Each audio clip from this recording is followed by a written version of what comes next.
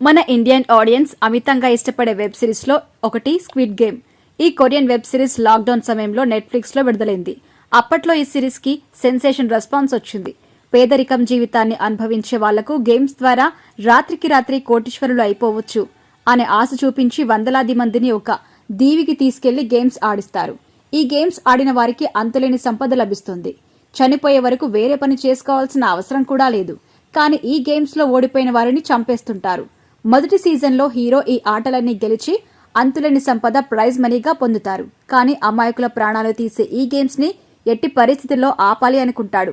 అందుకోసం మళ్లీ squid game నిర్వహించే దీవిలోకి అడుగు పెడతాడు. అనుకున్న ప్లాన్ ప్రకారం తనతో ఉన్న వారిలో ధైర్యాన్ని నింపి స్క్విడ్ గేమ్ నిర్వహిస్తున్న సైనికులపై పోరాటం చేస్తారు.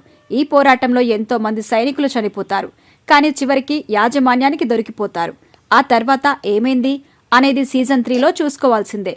ఇదే చివరి సీజన్ కూడా. మొదటి సీజన్ వచ్చిన 3 ఏళ్లకి రెండో సీజన్ వచ్చింది.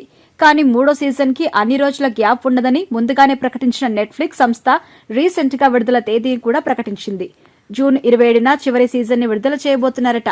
దీనికి సంబంధించి టీజర్ ని కూడా విడుదల చేయగా అది బాగా వైరల్ అయింది. హీరో అనుకున్నది సాధించాడా లేదా అనేది ఉత్కంఠభరితంగా చూపించారు. ఈ సీజన్ లో అనేక ట్విస్టులు కూడా ఉంటాయని సమాచారం. అయితే మొదటి సీజన్ కి వచ్చినంత బ్లాక్ బాస్టర్ రెస్పాన్స్ రెండో సీజన్ కి రాలేదు అనేది వాస్తవం. క్లైమాక్స్ చాలా దారుణంగా ఉంది. ఈ సీజన్ తోనే ముగించాల్సింది స్టోరీని. మూడవ సీజన్ వరకు సాగదీస్తారని మండిపడుతున్నారు ఫ్యాన్స్.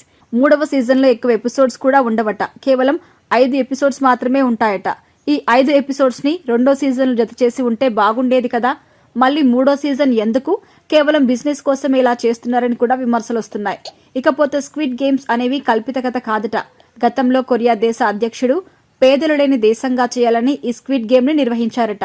దానికి సంబంధించిన ఆధారాలు కూడా ఇటీవల సోషల్ మీడియాలో లీక్ అయి తెగ వైరల్ గా మారింది.